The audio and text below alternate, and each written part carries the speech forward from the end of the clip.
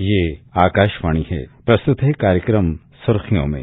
इसके अंतर्गत आज सुनिए कोरोना वायरस संक्रमण की वर्तमान स्थिति पर नई दिल्ली एम्स के doctor RP centre for ophthalmic sciences के प्रोफेसर और हेड डॉक्टर जेएस तितियाल से आकाशवाणी संवाददाता नवीन सक्सेना की बातचीत। डॉक्टर तितियाल, मौसम बदल रहा है। बदलते हुए मौसम के अंदर कोरोना को लेकर कि पिछले 1-1.5 साल से हम लगातार देख रहे हैं, ऐसे में बुजुर्गों को क्या कुछ खास सावधानियां बरतनी चाहिए कोरोना को लेकर? नवीन, आप बिल्कुल सच कह रहे हैं कि ये पिछले 2 साल हमारे निकले हैं। यही टाइम रहा है, इस महीने से ही शुरू होता है और जाके पीक होता है मार्च अप्रैल में जाकर के। लेकिन हम इस बार हम देख रहे हैं कि जो हमारे नंबर ऑफ केसेस जो हर दिन हमारे देश में हो रहे हैं, उनकी संख्या जो है उतनी ज्यादा नहीं है जितनी पिछले साल थी। हमारी एक मुहिम है, बीमारी को रोका जाए इसी लेवल में, ऐसे कम किया जाए। जैसे आपने सही कहा कि टीकाकरण जो है इसका एक मुख्य कारण हो सकता है। और जैसे सरकार की जो व्यवस्था थी उसमें जो है 60 साल से ऊपर के लोगों को पहले टीकाकरण कराया गया था, उससे उनका बचाव जरूर हुआ होगा। इसमें फिर भी हम जानते हैं कि बीमारी फिर भी फैल सकती है जिनमें टीका हो चुका हो। तो ऐसे में जो लोग बूढ़े हैं उनको या कोई ऐसी बीमारी हो जिससे उनकी कोविड पकड़ने की जो है क्षमता ज्यादा हो जाए या उसको रोकने की क्षमता कम हो जाए, ऐसे सिचुएशन में प्रॉपर प्रिकॉशन ये होगा कि आप भीड़ भाड़ वाले इलाके में न जाए।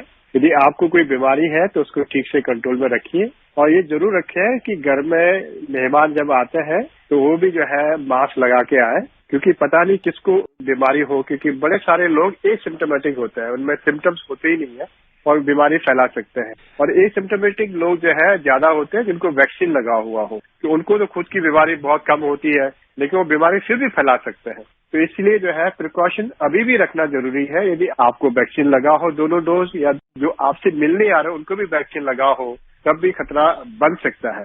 तो थोड़ी सी दूरी बनाए रखिए और अपने हाथों को धो के रखिए। जहां तक हो सके मास्क पहने या फिर ऐसी जगह में बैठे जहां थोड़ी सी खुलापन हो। ओपन एरिया में बैठेंगे तो चांसेस कम हो जाएंगे।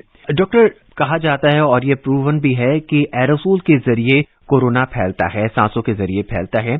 लेकिन ये भी सत्य है कि आंखों के जरिए भी कोरोना से पर्सन इन्फेक्टेड हो सकते हैं। ऐसे में हमें इन्हें किन खास बातों का ख्याल रखना चाहिए कि कोरोना जो है हमारे नेत्र से होकर हमारे शरीर में प्रवेश न कर सके? आंखों के द्वारा भी कोविड की बीमारी फैल सकती है। ये जो आंखों में हमारे सिक्रीशन होते हैं, जिसे हम टीयर कहते हैं या आंसू कहते हैं, उनमें ये कोविड वायरस पाया जाता है।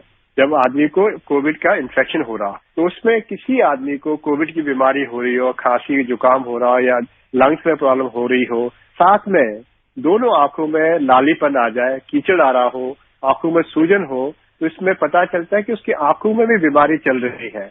तो उसके जो सिक्रीशन होंगे उसके हाथ में लग सकते हैं या उसके जो रुमाल है या जो पेपर यूज करता है उसमें लग सकते हैं। उसके द्वारा दूसरे को इन्फेक्शन फैल सकता है।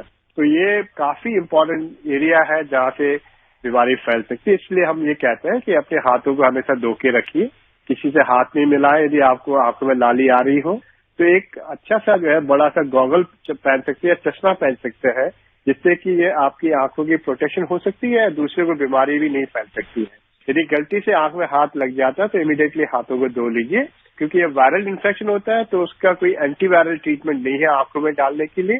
फिर भी सुविधा के लिए आर्टिफिशियल टीयर या फिर एंटीबायोटिक कवर कर सकते हैं, जिससे कि जो है कोई दूसरा इन्फेक्शन आंख में न हो जाए। डॉक्टर, अगर कोई व्यक्ति एसिम्प्टोमेटिक है, उसमें बहुत ही कम लक्षण हैं और उसको मोतियाबिंद हो रखा है और उसे ऑपरेशन की भी सलाह दी गई है, ऐसे में उसे क्या करना चाहिए? क्या मोतियाबिंद का जो ऑपरेशन है उसे तुरंत कराना चाहिए या फिर कुछ वक्त तक इंतजार करना चाहिए? नहीं, इस हिसाब से कोई भी ऑपरेशन शरीर का हो, यदि आपको इन्फेक्शन हो रहा हो कोविड का, चाहे आपको एसिम्प्टोमेटिक क्यों न हो, तो ऑपरेशन नहीं कराना चाहिए। क्योंकि जहां तक आंखों के ऑपरेशन में सबसे ज्यादा ऑपरेशन आपने सही कहा मोतियाबिंद या कैटरेक्ट के लिए होता है। ये इलेक्टिव सर्जरी होती है, आराम से इसको प्लान करके ऑपरेशन कर सकते हैं। बहुत कम सिचुएशन होता है जहां इमरजेंसी आ जाती है, तो ऐसी सिचुएशन में हमें सर्जरी करनी पड़ेगी। लेकिन रूटीन कैटरेक्ट है, हम चाहते हैं कि आपको कोविड की बीमारी हो गई हो, उसके बाद आप रिकवर कर जाते हो तो कम से कम 4 या 6 हफ्ते वेट करके ऑपरेशन कराना चाहिए। पूरे देश में एक ये रेगुलेशन है कि जो भी आदमी सर्जरी कराने के लिए हॉस्पिटल जाते हैं या भर्ती होते हैं, उनका हम आरटीपीसीआर कोविड कर लेते हैं, तो उससे पिकअप हो जाता है कोई आदमी एसिम्प्टोमेटिक पॉजिटिव तो नहीं है, तो सर्जरी कैंसिल करके वेट करके जब नेगेटिव हो जाता है तो उसके बाद ऑपरेशन करते हैं। डॉक्टर साहब, किसी व्यक्ति को अगर कैटरेक्ट है और कोरोना, जैसा कि हमने भी बात की, उसको कोरोना भी है और कुछ टाइम बाद जैसा कि आपने कहा कि उनको ऑपरेशन करवाना चाहिए, तो इस दौरान उसे किन दवाइयों पर रहना होगा और क्या उसको खास ख्याल रखना होगा ताकि उसका मोतियाबिंद या कैटरेक्ट है और न बढ़े? जहाँ तक कैटरेक्ट है उसमें कोई खास दवाई की जरूरत नहीं होती कि दवाई से कैटरेक्ट का कंट्रोल नहीं करते हैं लोग। उसमें ये देखना होता है कि आंखों में लाली या दर्द या पेन ना हो जाए, तो इससे पता चलता है कि कॉम्प्लिकेशन ना हो रहा है। यदि आपको कोई और बीमारी हो जो बाकी सारे आंख की बीमारी होती है, तो लगातार दवाई डालने की जरूरत पड़ सकती है, जिसे हम काला मोतिया कहते हैं या ग्लोकोमा। उसमें रूटीनली दवाई डालने की आवश्यकता होती है, तो डालते रहें, उसको बंद नहीं करना है आपको। यदि डायबिटीज के कारण आंखों के पर्दे में खराबी आ रही है, उसके लिए ऑपरेशन की जरूरत है, तो उसके लिए भी डायबिटीज को कंट्रोल में रखना, अपना ब्लड शुगर कंट्रोल करिए, लिपिड प्रोफाइल कंट्रोल रखिए, खाने पीने की जो एक डाइटरी चार्ट है उसको रेगुलरली लेते रहें। जो लोग की आंखों में ड्राइनेस की दुविधा हो रही हो, बहुत से लोग ऐसे होते हैं, हर एज ग्रुप में आजकल ड्राइनेस बहुत बढ़ रहा है, तो ऐसे में भी जो लगातार जो आर्टिफिशियल टीयर्स है वो डालते रहने चाहिए। इनफैक्ट आप देखेंगे रिकवरी के बाद भी जो है आंखों की समस्या कोरोना के बाद बढ़ जाती है। उसमें मुख्यतः आंखों में लाली होना, इरिटेशन होना, थकान होना, कभी कभी आपकी नजर में धुंधलेपन आ जाना, और सबसे खतरनाक बीमारी जो हमने देखी है सेकेंड वेव में, कभी कभी आपको म्यूकर या ब्लैक फंगस की बीमारी हो सकती है, उससे भी आपकी नजर जा सकती है। तो रिकवरी होने के बावजूद भी आपको अपने सिस्टमिक प्रोफाइल जैसे ब्लड शुगर या डायबिटिक पेशेंट को अपना केयर करना बहुत ही जरूरी है, क्योंकि आंखों की नजर खराब उन्हीं में होती है जिसमें डायबिटीज कंट्रोल में नहीं रहता। डॉक्टर, कोरोना के बाद अगर किसी व्यक्ति की आंख में कोई दोष आ जाता है तो क्या वो अपने आप ही धीरे धीरे ठीक हो जाता है, जैसे कि कोरोना से संबंधित और बीमारियों में होता है कि अगर कोरोना हो गया, कुछ बीमारी जैसे शुगर बढ़ जाती है तो वो धीरे धीरे अपने आप, डॉक्टर कह रहे हैं, ठीक हो जाती है। ऐसे में क्या आंखों के जो रोग हैं क्या वो भी धीरे धीरे अपने आप ठीक हो सकते हैं क्या? जैसे मैंने बताया था, कुछ ऐसी बीमारियां होती है जो मरीज को पहले से ही होती है। जैसे डायबिटीज था, उसके पर्दे में डायबिटीज का असर आ रहा था। अनफॉर्चुनेटली कोविड हो गया और कोविड में उसको भर्ती होना पड़ा, उसको स्टीरॉयड मिला या ऑक्सीजन मिला लंबे समय तक।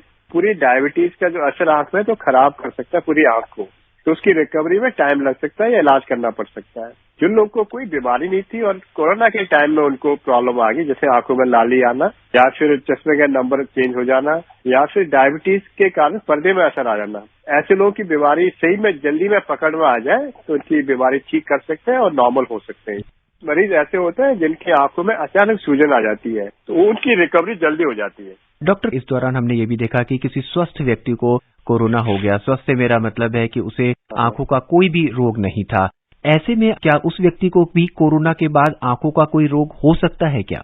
जरूर हो सकता है कि जो कोविड के दो असर है, एक तो डायरेक्टली आंखों में इन्फेक्शन करना, जिसके बारे में हमने पहले बात की थी। दूसरा, कोविड बीमारी होने के कारण बाकी शरीर में भी असर पड़ता है, तो आंखों में असर पड़ जाता है उसका। इसमें सबसे ज्यादा असर जो है पीछे के पर्दे में होता है, जिसे हम रेटिना बोलते हैं।